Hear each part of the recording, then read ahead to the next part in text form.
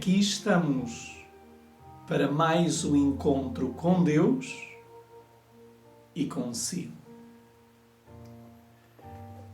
Não posso saber aonde me está a visualizar, em qual dos continentes estamos a chegar nesta hora. Mas onde estivermos a chegar, que também a poderosa influência do nosso bom Deus chegue até vós. Estamos aqui para podermos continuar nesta maratona com Deus. É um grande privilégio podermos estar aqui de uma forma diferente daquilo que habituámos muitas pessoas, porque durante alguns anos nós o fazíamos de uma forma direta. Mas agora chegou o tempo de o fazer de uma forma indireta.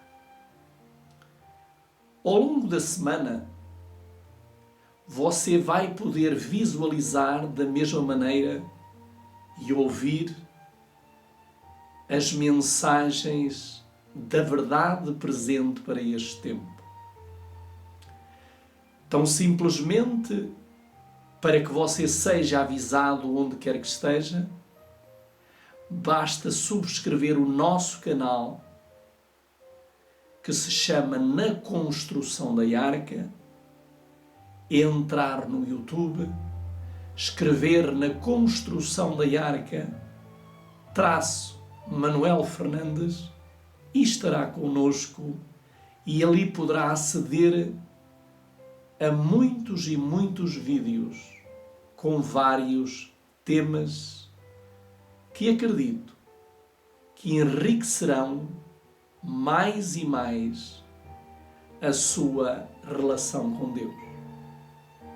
Também quero dizer-vos uma coisa.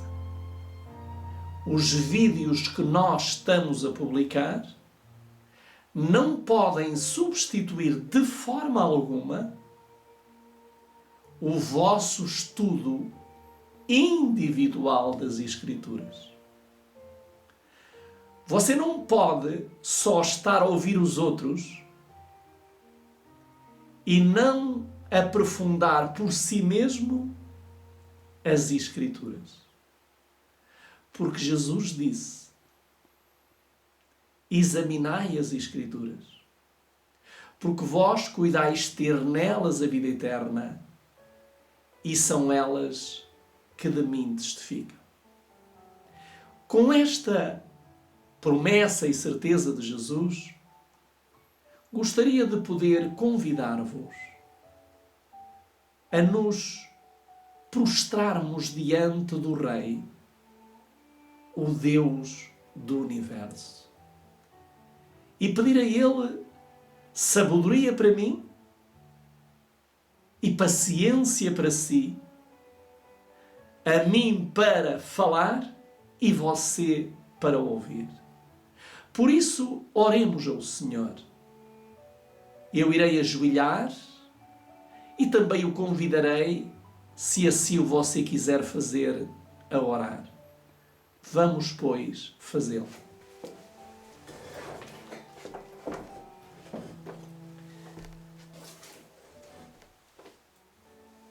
Amado Pai,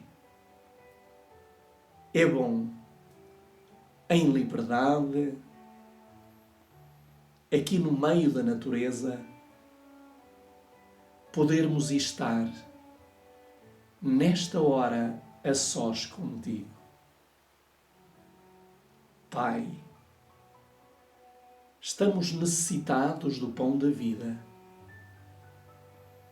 que Tu bondosamente queres distribuir a todos aqueles e aquelas que dele sintam necessidade. Amorável Pai, eu quero pedir-te, querido Deus, sabedoria, porque vamos tratar de assuntos tão solenes, tão sagrados, que lábios indignos e impuros não o podem fazer. Por isso eu rogo-te, querido Deus, que aquilo que tu fizestes com os teus servos, os profetas, que tocastes com a brasa viva do teu altar os seus lábios e colocastes as palavras na sua boca, que essa realidade e essa graça imerecida por mim possa-me ser concebida pelos méritos de Jesus.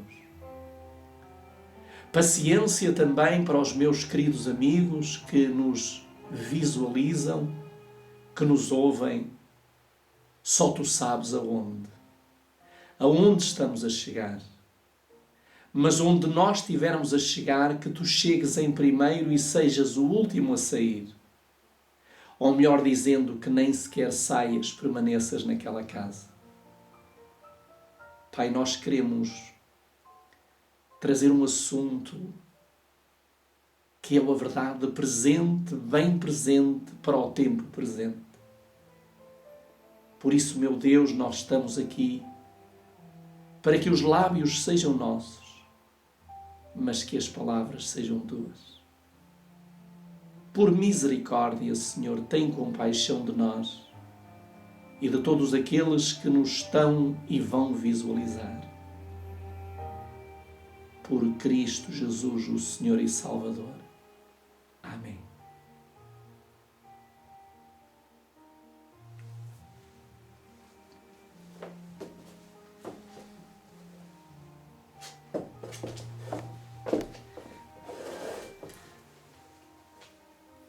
É sempre, já vos habituei muitas vezes ao inesperado.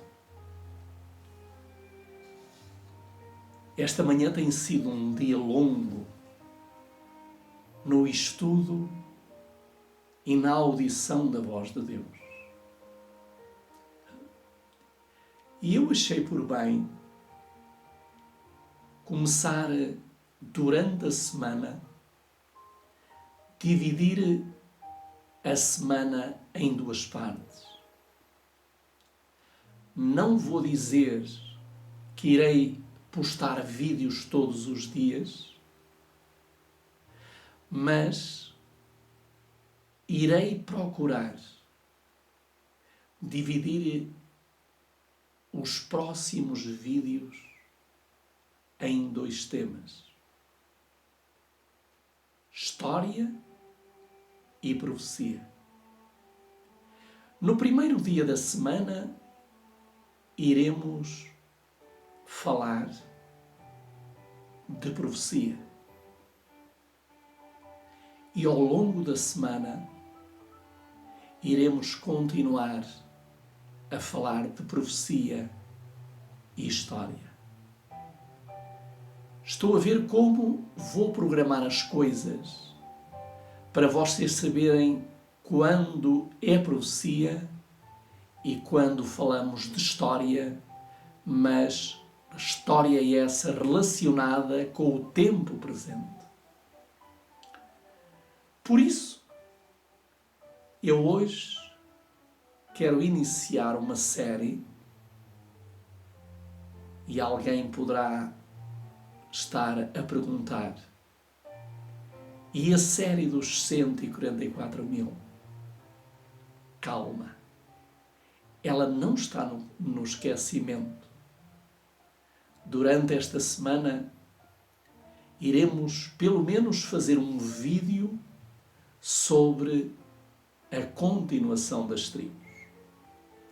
Mas, como estamos a menos de um mês de um dos maiores acontecimentos mundiais e que está a passar por muita gente como despercebido, muitas pessoas nem sequer dão crédito, mas em contrapartida, pessoas que não são do povo de Deus, e algumas raras exceções, estão bem atentos e bem preocupados com o encontro que vai ter lugar na Escócia, em Glasgow, no dia 1 a 12 de novembro. O grande reset. Então o tema que eu irei, sobretudo, procurar desenvolver no primeiro dia da semana, ao domingo, será: é chegado o tempo. Gostaria de começar por fazermos uma pergunta. O que é que vocês acham? Satanás, também ele, conhece os tempos? É conhecedor Satanás dos tempos que vivemos? E prevê ele os tempos que se aproximam de cada um de nós? Está ele preocupado com todos os eventos ao redor do mundo? Pois bem, nós iremos, neste tema, chegou o tempo, procurar descobrir uma realidade.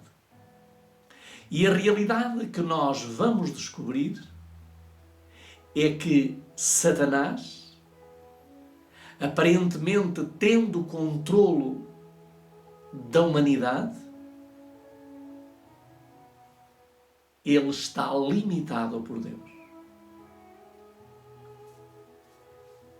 Gostaria que nós pudéssemos ler um versículo das Escrituras, o primeiro versículo desta manhã, que nós encontramos no livro de Apocalipse. No livro de Apocalipse, e num dos capítulos mais interessantes da Bíblia.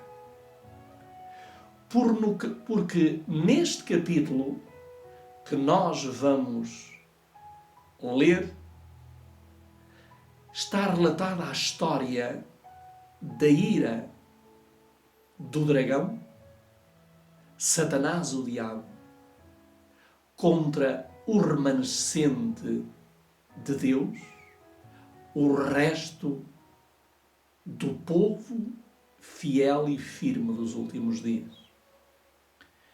E eu gostaria então que nós pudéssemos ler o versículo 12. Capítulo 12, versículo 12, diz-nos o seguinte: por isso alegrai-vos, ó céus, e vós que neles habitais. Ai dos que habitam na terra e no mar, porque o diabo desceu a vós e tem grande ira, sabendo que tem pouco tempo. Reparem que esta passagem da Escritura, que lida de uma forma superficial, nós não conseguimos tirar os nutrientes que Deus deixou neste pão da vida. Por isso nós precisamos fazer algumas perguntas ao texto e precisamos de responder a essas perguntas. E a primeira pergunta que nós precisamos fazer a este versículo, a esse texto que acabamos de ler, é: qual é a razão para que o céu se viesse a alegrar? Houve um momento no fim da história, aliás, houve um momento na história, melhor dizendo, em que houve grande alegria no céu. E talvez vocês possam perguntar assim: mas o céu não é um lugar de alegria? É, irá ser um lugar de alegria por toda a eternidade. Mas vocês sabem que houve um momento na história do universo que o lugar onde a harmonia predominava, a alegria, durante algum tempo, a tristeza, melhor dizendo, durante algum tempo a substituiu. E o que é que aconteceu no céu para que essa alegria fosse substituída pela tristeza e pela angústia? Nós podemos ler o verso 7 do mesmo capítulo. E o verso 7 diz: e houve batalha no céu. Houve batalha no céu. Houve guerra, conflito. E diz-nos que Miguel que representa o guerreiro vencedor, o nome Miguel que é sempre atribuído a Jesus quando ele está em guerra com o seu adversário, Satanás, o diabo, a antiga serpente. E diz que Miguel e os seus anjos batalhavam contra o dragão. E batalhava o dragão e os seus anjos. Portanto, houve uma guerra. Não pode haver alegria quando há guerra. Porque se alguém tem alegria aonde a guerra prevalece, esse alguém ou está doente, ou com certeza não tem o mínimo sentido do perigo que está a correr no meio da guerra. E então houve guerra no céu. E essa guerra substituiu a alegria que havia permanente. E a alegria foi substituída pela tristeza. Mas vejam, essa guerra não prevaleceu. Essa guerra não foi uma guerra interminável. Essa guerra, aliás, uma guerra que não tivesse fim. Essa guerra teve um fim. Porquê?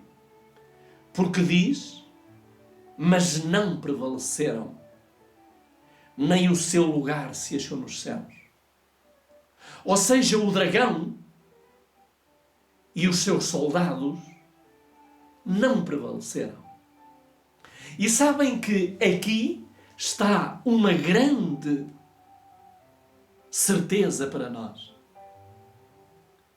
O diabo não tem poder para prevalecer se nós lutarmos com as forças de Deus, com as armas de Deus contra ele.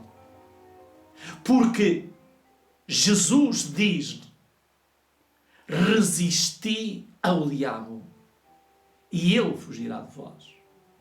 Ele aqui não fugiu, mas foi expulso do céu. Ele e os seus anjos. E ao ser expulso do céu, diz-nos o verso 12, por isso alegrai-vos, ó céus. Ou seja, ao ele ser expulso, a alegria voltou, a permanência tomou o seu lugar, a alegria voltou ao céu. E a tristeza veio com Satanás. Por isso é que o verso 12 diz: por isso alegrai-vos, ó céus, e vós que neles habitais. Ou seja, os habitantes agora rejubilaram de novo, alegraram-se de novo, porque aquele causador da guerra no céu, mas que foi vencido por Miguel, ele agora foi expulso do lugar onde a alegria, a harmonia, a paz, o amor têm lugar. E por isso, agora, João, ao ver esta visão, ele escreveu palavras que ao mesmo tempo alegraram o céu, mas que deviam entristecer a terra e o mar. Porquê?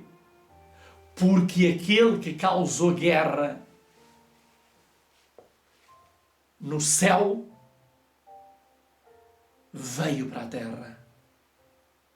E foi aqui que lhe foi dada guarida. Nós sabemos que quando aqui nos diz, no verso 12, ai dos que habitam na terra. Por outras palavras, este ai quer dizer pobres, daqueles que não têm Deus na sua vida. Pobre daqueles que não têm o Emanuel, o Deus conosco na sua vida. Ai desses. E é verdade. Nós olhamos para esses e vimos como o inimigo os esmaga e como o inimigo os domina. A terra está dominada pelo maligno. A tristeza instalou-se para ficar. A angústia, a dor e o sofrimento permanecem. A morte assumiu o controlo para a destruição da vida. Queridos amigos,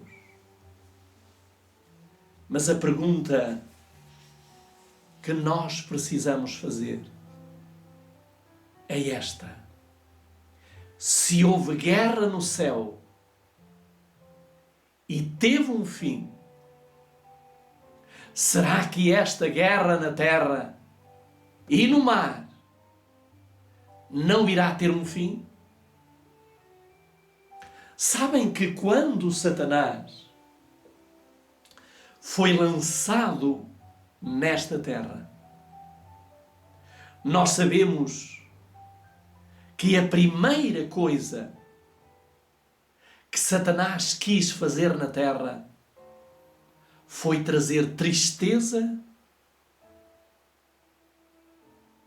e roubar a alegria daqueles que tinham alegria e que a alegria era permanente nas suas vidas.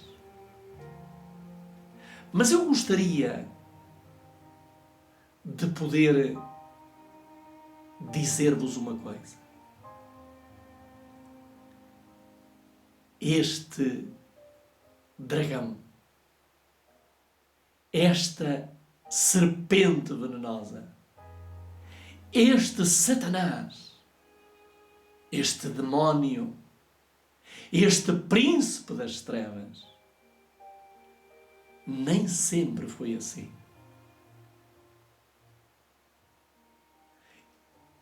E nós precisamos saber como ele não foi assim, se veio a tornar como hoje nós o conhecemos.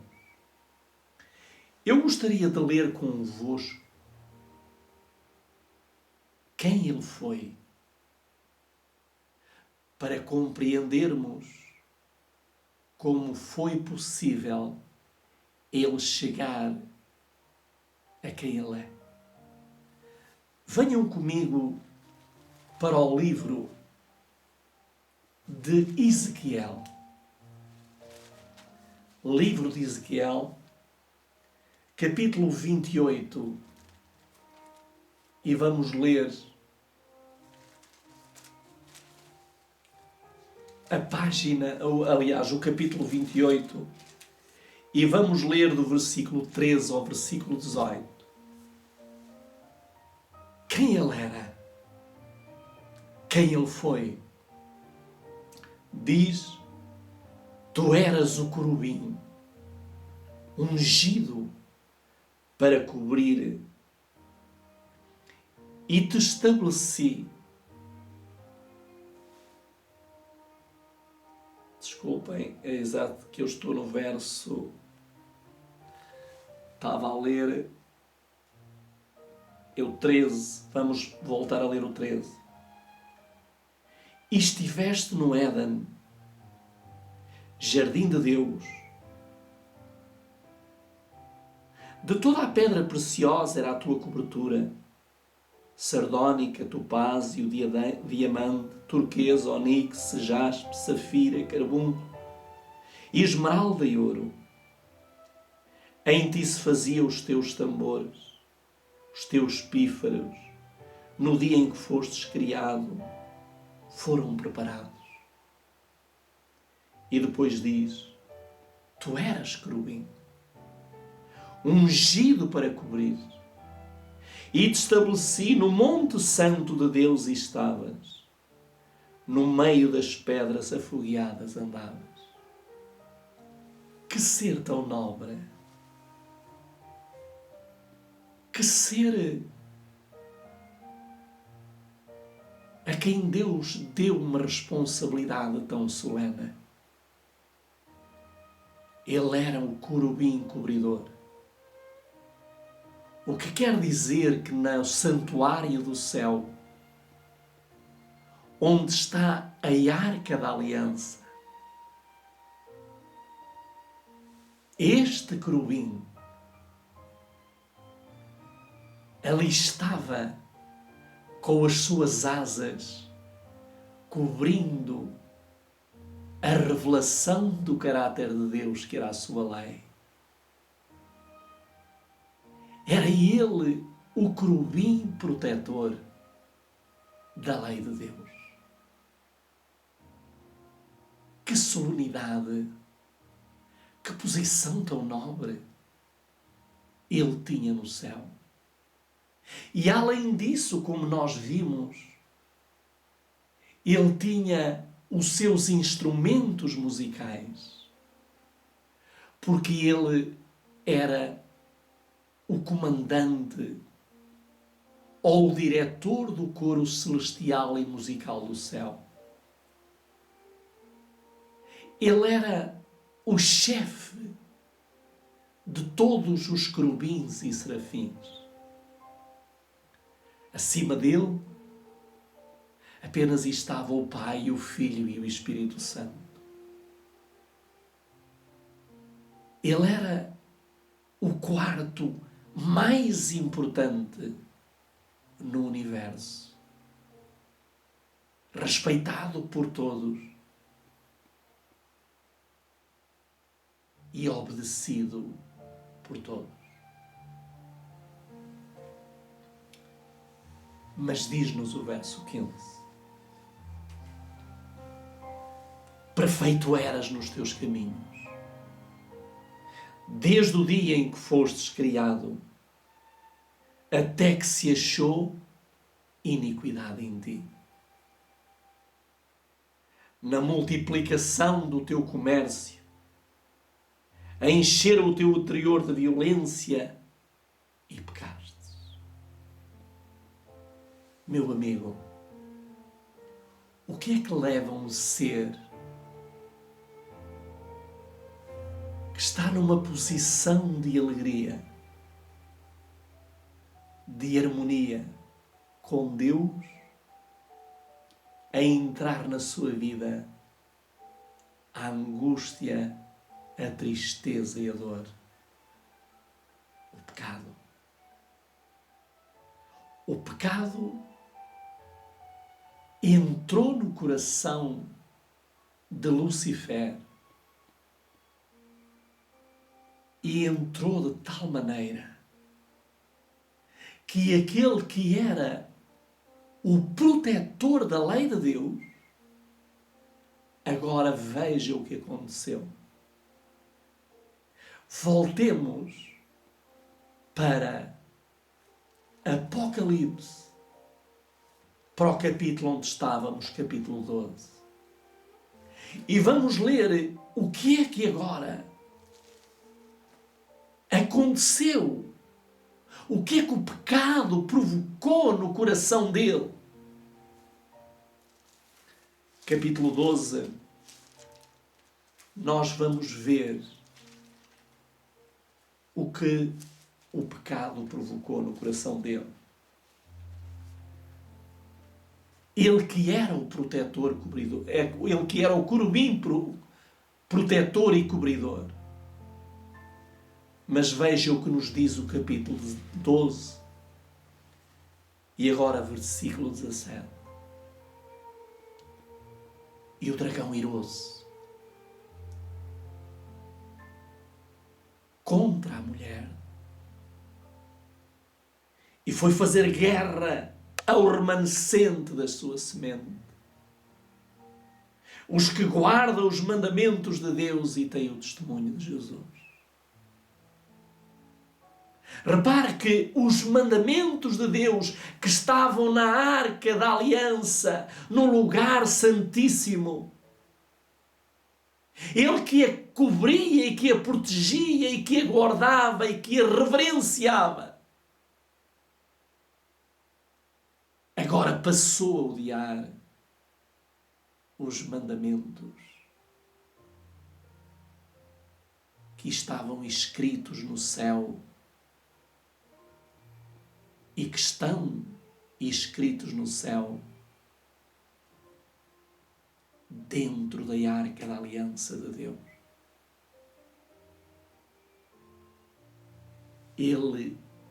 Aquilo que ele protegia, aquilo que ele guardava, aquilo que ele cobria e defendia, agora passou a ser a principal razão da sua guerra. E todos aqueles e aquelas que viverem em harmonia com a santa lei de Deus estão sujeitos aos seus ataques. Porque onde estiver a lei de Deus, no coração, onde estiver a lei de Deus, Ele vai atacar. Ele vai ferir. Notem que ele diz, Ele vai fazer guerra. E você, se está lutando para que a lei de Deus estabeleça na sua vida, para que ela seja a sua meditação dia e noite, para que ela seja a sua indicação de vida, o seu propósito de vida, se a lei de Deus é aquela em que você pensa diariamente, então você vai ter guerra contra as forças das trevas. Satanás, quando caiu neste mundo, ele foi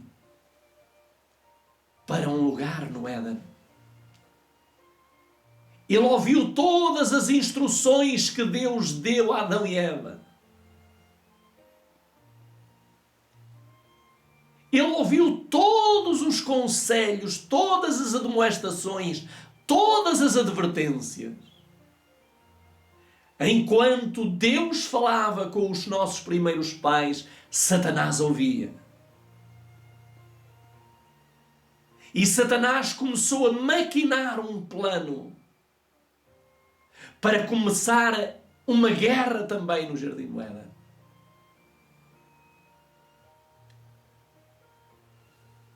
E quando ele ouviu Deus dizer a Adão e Eva aquilo que está escrito em Gênesis 2:16 e 17. Gênesis 2:16 e 17. Quando Satanás ouviu estas palavras, que diz o seguinte: e ordenou o Senhor Deus ao homem, dizendo: de toda a árvore do jardim comerás livremente, mas da árvore do conhecimento do bem e do mal, dela não comerás, porque no dia em que dela comerdes, certamente morrerás. Satanás ouviu esta ordem de Deus,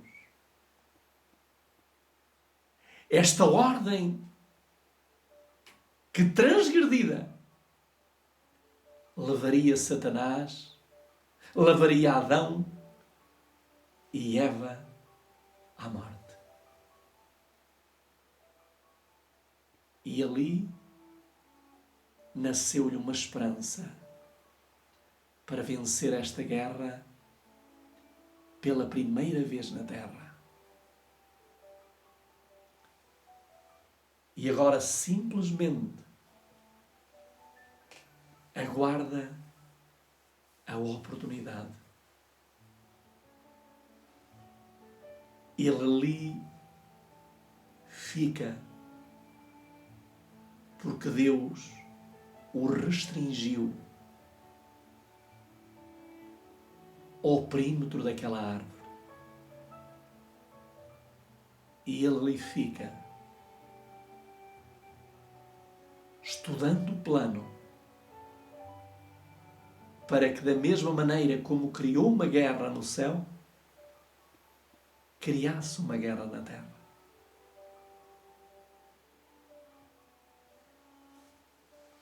E sabe, ele também quer criar uma guerra na sua vida, no seu lar, na sua família, no seu país. E ele aguarda. Porque nós sabemos que, apesar de ele estar na terra, ele não tem o controle completo desta terra. Deus ainda está no controle. E todos nós sabemos que ele, o maior prazer que agora tem, é contrariar aquilo que Deus diz. E nós conhecemos a história. No capítulo 13, ele esperou. E então, ele disfarçou-se num dos animais mais belos do jardim e que hoje é um dos animais mais arrepiantes da terra, que é a serpente. Mas diz-nos, ora, a serpente era a mais astuta que todas as alimárias do campo, capítulo 3, verso 1, que o Senhor Deus tinha feito. E esta disse à mulher, é assim que Deus disse: não comereis de toda a árvore do jardim. Repara que Satanás, disfarçado em serpente, exercendo uma cena aqui de mediunidade, Satanás fez uma cena espírita, a primeira cena na terra de espiritismo. Ele entrou na serpente e fala por meio da serpente. E agora Satanás não afirma. Satanás deixa dúvida na cabeça de Eva. E ele perguntou à mulher: É assim que Deus disse: não comereis de toda a árvore do jardim. Repara que Satanás não citou a palavra de Deus como Deus havia transmitido a Adão. Repara que Deus disse a Adão e a Eva: de toda a árvore do jardim comerás livremente. Mas Satanás, que se deleita em torcer a palavra de Deus, por isso é que existem tantas religiões. E por isso é que nós hoje vimos pseudos pregadores que se dizem servos de Deus, torcendo a palavra. Porque da mesma maneira como a serpente foi usada na árvore, assim eles são também usados. Citam a Escritura, mas não como ela está escrita. E Satanás diz: foi isso que Deus disse, não comereis de toda a árvore. E a Eva, ela procura defender-se, mas no lugar errado. Às vezes nós queremos fazer uma boa obra e até queremos ser defensores de Deus, mas estamos no lugar errado. No terreno de Satanás. A menos que seja Deus que nos envie lá, nós vamos ser derrotados. E Eva virou-se para ele e diz: não, não, do fruto das árvores do jardim comeremos. Eva percebeu a mensagem. Satanás também a percebeu.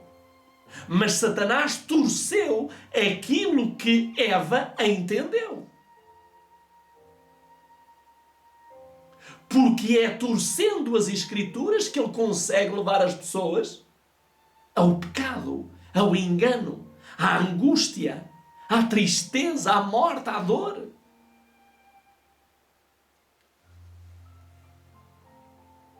E por isso, Eva vai acrescentar aquilo que Deus não havia dito. Vai dizer aqui: não comereis dele, nem nele tocareis, para que não morrais. O que Satanás queria, conseguiu. E o que é que ele queria? Que Eva dialogasse com ele. Porque ele sabe que uma pessoa que dialoga com ele perde a guerra. Só Jesus é que não perdeu a guerra com Satanás.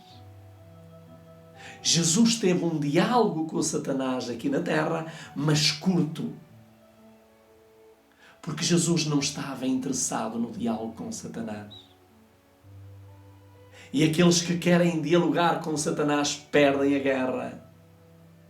E no fim de perderem a guerra vem a tristeza, vem a dor e vem a morte. Queridos amigos, eu gostaria de poder-vos dizer algo que eu considero muito importante. Satanás argumentou com Eva e Satanás apresentou-lhe razões fortes para que ela desobedecesse. E uma das razões foi aquela que Satanás disse a Eva, que diz no versículo 6, aliás, no versículo 5, Diz: porque Deus sabe que no dia em que dele comerdes se abrirão os vossos olhos e sereis como Deus. Sereis como Deus.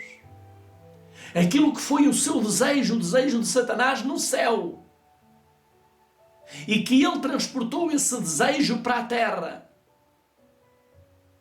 No coração dele estava a ser como Deus.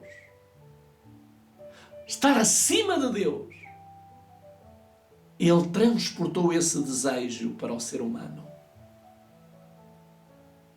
E o ser humano hoje, sem que o saiba, ele quer se tornar como Deus. E quero vos dizer uma coisa. No versículo 23 e 24, Deus vai ter que agir. E diz: e o Senhor Deus, pois, lançou fora do jardim do Éden para lavrar a terra de que fora tomado. E havendo lançado fora o homem, pôs querubins ao oriente do jardim do Éden, e uma espada inflamada que andava ao redor para guardar o caminho da árvore da vida. O homem cedeu. A mulher cedeu. E da mesma maneira como não houve lugar para pecado no céu, também não houve lugar para pecado no jardim do Éden. Da mesma maneira como Satanás foi expulso do céu, Adão e Eva foram expulsos do Éden. E para onde é que eles foram? Para onde Satanás foi? Para que mundo eles caminharam? No mundo por onde Satanás caminha. E por isso eu quero vos dizer, queridos amigos, hoje, Satanás, quando viu que agora havia vencido a primeira guerra, como não venceu no céu, ele veio vencer na terra. Ele agora achou-se por usurpação, não por direito. Porque Adão perdeu o direito e o domínio da terra. Pela desobediência ele perdeu o domínio. Mas Satanás vai, por usurpação, tomar o lugar de representante desta terra. Por isso, a Bíblia diz, e vamos ver o que é que diz a Bíblia em João 16:11. João 16:11, vamos ver o que ela nos diz. João, capítulo 16 e versículo 11. Evangelho de São João, capítulo 16, versículo 11. Diz assim: João 16, versículo 11. Vamos primeiro ler, talvez para percebermos um pouco melhor, a partir do versículo 8. Porque na terra vai entrar alguém em ação, que é o Espírito Santo. E diz: e quando ele vier, convencerá o mundo do pecado e da justiça e do juízo. Do pecado, porque não creia em mim, disse Jesus. Da justiça, porque vou para meu Pai e não me vereis mais. E do juízo. Agora notem o que Jesus disse. Porque já o príncipe deste mundo está julgado. Quem é que passou a ser príncipe? Ele não se tornou rei. Porque o rei deste mundo é o Criador do mundo. Mas ele tornou-se príncipe por usurpação, não por direito. E eu gostaria agora de ler ainda outro verso. E outro verso que está em 2 aos Coríntios 4:4. Segundo aos Coríntios 4:4, vamos ver o que nos diz agora o apóstolo Paulo, inspirado pelo mesmo Espírito. 4:4. Este príncipe, o que é que ele agora fez? Ou o que é que ele agora está a fazer? Diz aqui, nos quais o Deus deste século, Deus com letra minúscula, cegou o entendimento dos incrédulos, para que não lhe resplandeça a luz do Evangelho da glória de Cristo, que é a imagem de Deus. O que é que ele agora está a fazer no mundo? Cegar o entendimento. Para quê? Para que não vejam a glória de Cristo e não sintam atração por Ele. E quero-vos dizer uma coisa, Ele está a conseguir. E até no mundo que se diz cristão e religioso, Ele está a conseguir cegar o entendimento. Ele é o príncipe deste mundo e Ele agora está neste mundo e Ele tem uma missão neste mundo que é cegar o entendimento para que a glória de Deus não seja vista no homem. E quero vos dizer, a glória de Deus só pode ser vista no homem através da obediência à sua santa lei, que é aquilo que Ele hoje odeia. E odeia aqueles que defendem e promovem. Gostaria de ler-vos agora um outro verso que nós encontramos ainda em João 12:31. João 12:31, estamos a concluir esta primeira série.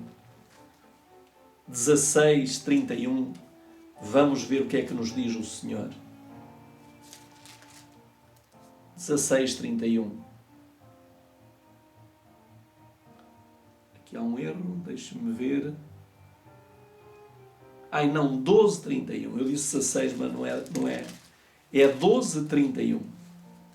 12, capítulo 12 de João, verso 31. Diz assim: agora é o juízo deste mundo. Agora será expulso o príncipe deste mundo.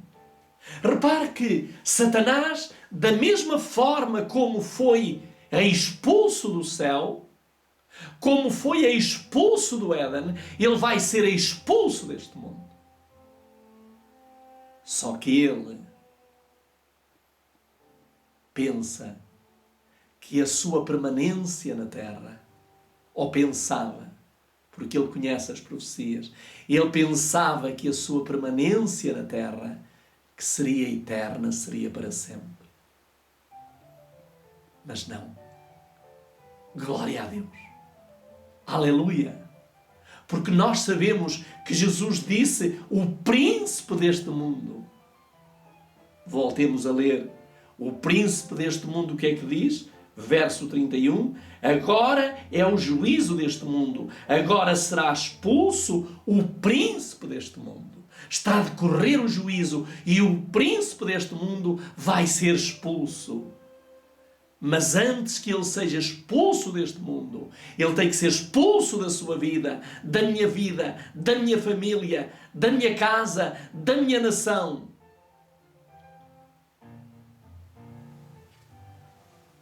Porque senão seremos expulsos com ele.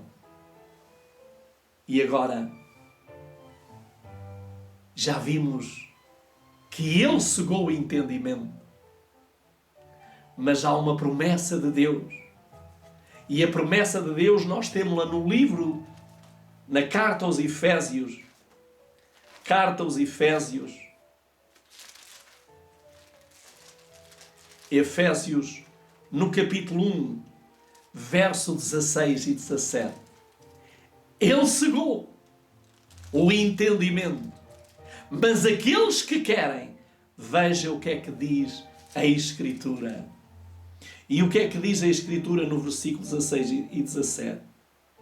Diz assim: não cesso de dar graças a Deus por vós, lembrando-me de vós nas minhas orações, para que o Deus do nosso Senhor Jesus Cristo, o Pai da glória, vos dê em seu conhecimento o espírito de sabedoria e de revelação. Verso 18. Tendo iluminado os olhos do vosso entendimento, para que saibais qual seja a esperança da sua vocação e quais as riquezas da glória da sua herança nos santos. Portanto, o que é que vai acontecer? Antes que seja expulso o príncipe deste mundo, Cristo Jesus, o Rei Senhor, Ele vai lhe dar a possibilidade de você abrir os olhos do entendimento e compreender que a transgressão da lei vai levá-lo à expulsão, vai levá-lo a tornar-se cinza, como o originador do pecado se tornará cinza.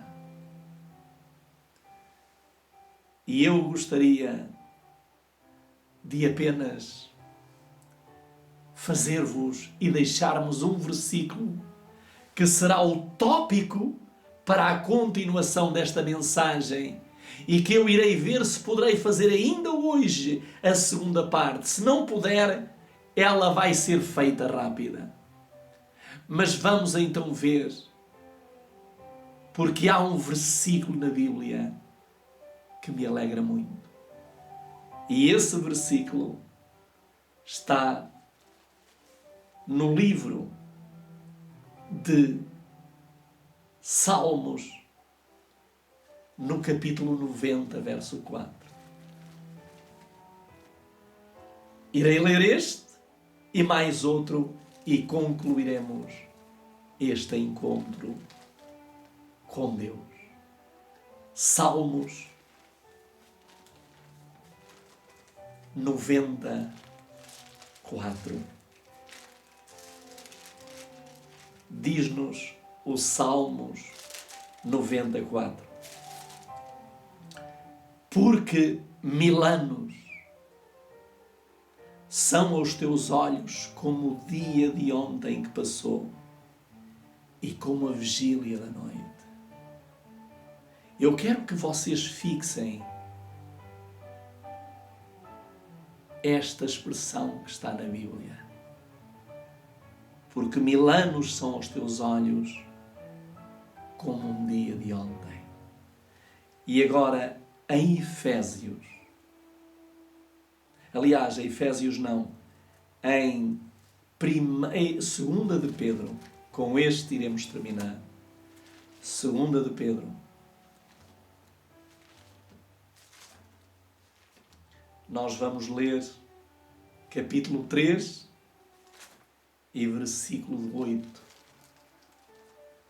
E com isto vamos deixar a porta aberta para o próximo vídeo. 2 de Pedro, capítulo 3 e versículo 8. Diz assim: mas amados, não ignoreis uma coisa, que um dia para o Senhor é como 1000 anos, e 1000 anos como um dia. O que é que diz Pedro? Não ignoreis isto.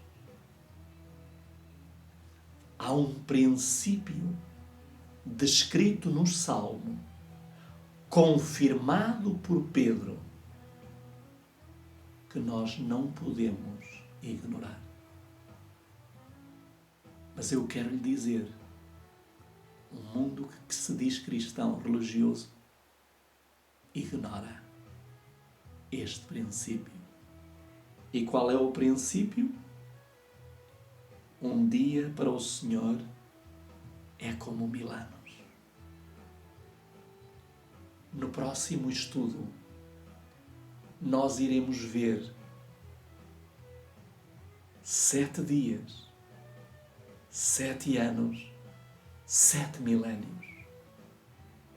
E vamos ver quando Satanás, de uma forma definitiva, será expulso e vencido por Cristo e por aqueles que são fiéis a Cristo. Vamos orar.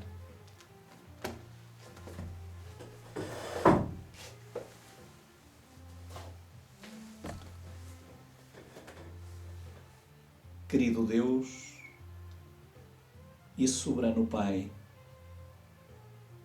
estamos aqui, Pai, para que perdoes os nossos pecados e nos abras os olhos do entendimento.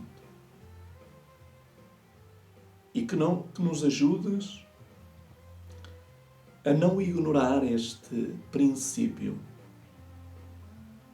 que um dia para Deus é como 1000 anos e 1000 anos para Deus é como um dia. Chegou o tempo e muito em breve o príncipe deste mundo será vencido para sempre. E ele está irado, porque ele conhece as profecias e conhece as Escrituras. Por isso é que ele continua a cegar a mente e a levar as pessoas a viverem despreocupadas e hipnotizadas pelo seu poder demoníaco. Fica connosco e ajuda-nos. Dá-nos um resto de dia na tua paz e abençoa todo aquele e aquela que, ao ouvir esta mensagem, procura Jesus e se torne um dos seus soldados,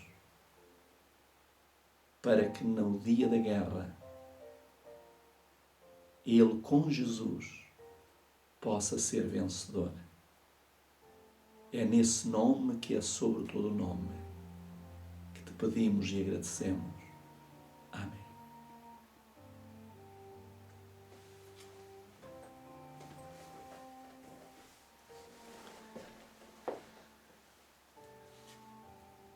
Até ao próximo encontro. E até lá, não ignore que um dia para Deus é como 1000 anos e 1000 anos como um dia. 7 dias, 7 anos e 7 milénios será o nosso próximo vídeo da série Chegou o Tempo. Você não pode perder. Inscreva-se, subscreva o nosso canal, partilhe-o, anuncie-o aos seus amigos e ajude-nos a chegar longe. Fique com Deus.